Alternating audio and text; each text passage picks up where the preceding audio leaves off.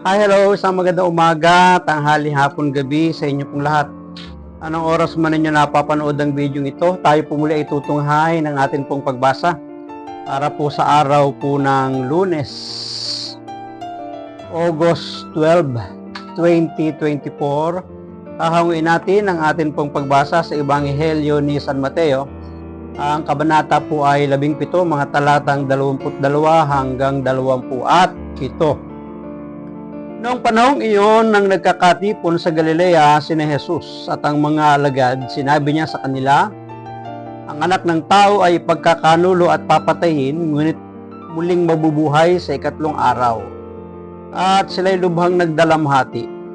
Pagdating nila sa Capernaum, lumapit kay Pedro ang mga maniningil ng buwis para sa templo. Tinanong siya, nagbabayad ba ng buwis para sa templo ang inyong guro? Opo, sagot ni Pedro. At nang dumating siya sa bahay, tinanong na siya agad ni Jesus, ano ba ang palagay mo, Simon? Kanino sumisingil ng bayad sa lisensya o buwis ang mga hari sa lupa? Sa mga mamamayan ba o sa mga dayuhan? Sa mga dayuhan po, tugon niya. Sinabi ni Jesus, kung gayon, hindi pinagbabayad ang mga mamamayan, gayon man, para wala silang masabi sa atin, pumaroon ka sa lawa at ihagis mo ang kawil. Kunin mo ang unang isda mahuhuli, ibuka mo ang bibig nito at may makikita kang isang salaping pilak. Kunin mo ito at ibayad sa buwis nating dalawa. Pagpalain po ng Diyos ang pagkabasa ng kanyang mabuting balita. Ang refleksyon or pagsasadiwa ay hahanguin po natin sa Aklat ng Simbahay taong 2024. Gayunman, para wala silang masabi sa atin, pumaroon ka sa lawa at ihagis mo ang kawil. Kunin mo ang unang isdang mahuhuli, ibuka mo ang bibig nito at may makikita kang isang salaping pilak. Kunin mo at ibayad sa buwis nating dalawa. Ito po ay usaping pagbabayad ng buwis sa mga naniningil sa kanila.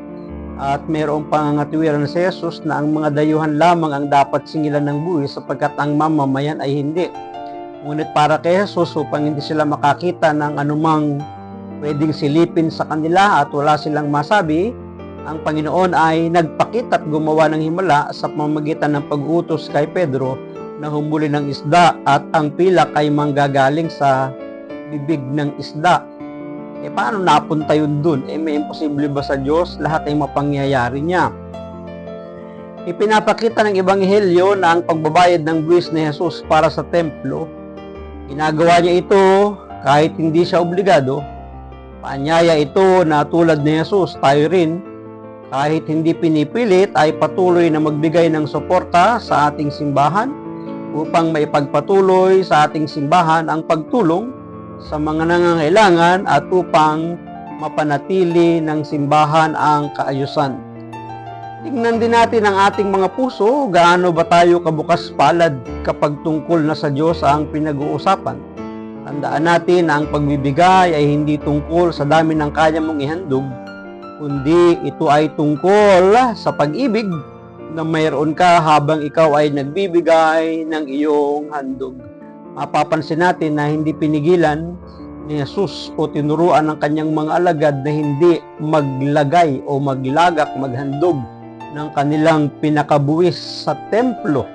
Parang sa atin din kapanahunan, ang lahat ng mga mananampalataya ay dapat din ay mayroong kaukulang handog sa mga fellowship, sa mga simbahan, sa mga pagtitipon, sa mga gawain upang may maitustos at magamit sa pagsulong ng kaharian ng Diyos dito sa lupa.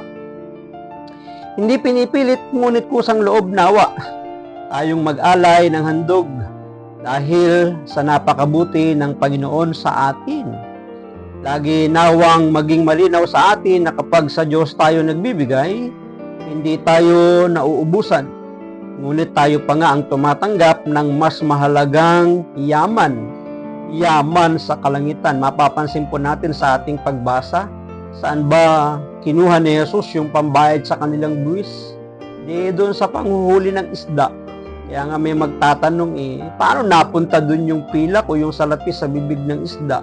Ang sagot lang dyan may imposible ba sa Diyos? Lahat ay mapangyayari ng ating Panginoon. So, magbigay ng tulong sa simbahan mula sa ating mga puso. Sabi nga sa motto ng isa sa mga kardinal natin ng pundong Pinoy, anumang magaling kahit maliit, basta't malimit ay patungong langit. Maraming salamat at pagpalain po tayo palagi ng ating Panginoon. Ang aking lamang palaging sambit, I love you with the love of the Lord.